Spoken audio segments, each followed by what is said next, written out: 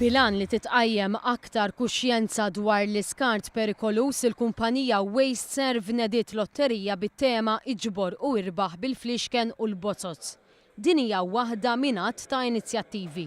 Fil-fatt, f'konferenza tal-aħbarijiet li fiha tnediet din l-inizjattiva, il-Ministru għall-Ambjent Leo Brincat qal li l-Gvern huwa kommess li mhux biss isaħħaħ ir-riċiklaġġ tal-iskart iżda li jnaqqas il-volum tal-iskart iġġenerat. Għalhekk se tkun indirizzata wkoll il-problema tal-junk mail. Nagħmlu proċess ta' konsultazzjoni mill-iktar wiesa' maċ-ċittadini infushom li huma s-soċjetà ċivili, li huma l-households u residenzi, imma anke mal-stakeholders ekonomiċi li huma involuti fil-proċess.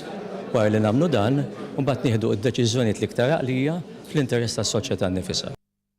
Stħarriġ riċenti tal-kumpanija Waste Serve juri wkoll il-ħtieġa ta' aktar għarfien.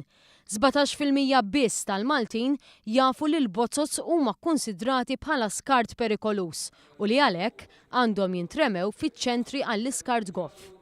Iż-żgħażagħ taħt is-16-il sena kienu l-aktar informati u dan juri r-riżultati pożittivi tal-kampanja li qed issir fl-iskejjel.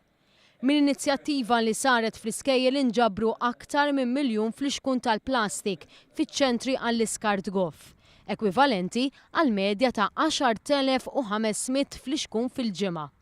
Mill-istħarriġ tal-Waste Serve irriżulta wkoll li 57% ta' dawk li jiddisponu mill-bozzozz b'mod skorrett ġieli jużaw is-servizz taċ-ċentri għall-iskart goff biex jarmu tip ta' skart ieħor. Għalhekk il-kampanja mnedija it-tnejn għandha lan li tippromuovi servizzi differenti offruti mill-Waste Serve permezz taċ-ċentri għall-iskart goff. Il-pubbliku jista' jikseb biljetti tal-lotterija Iġbor u irbaħ bil-Fliexken u l-Bozzozz billi jieħu bozzozz u fliexken użati ta' kull tip fiċ-ċentri għall-iskart goff tal-Waste Serve u jidħol fiċ-ċans li jirbaħ wieħed mill-premijiet fil-lotterija li titla' kull 3 xhur. Il-Waste Serve se tkun qed tagħti 5 biljetti għal kull bozza użata u biljett wieħed għal kull 10 tifliexken.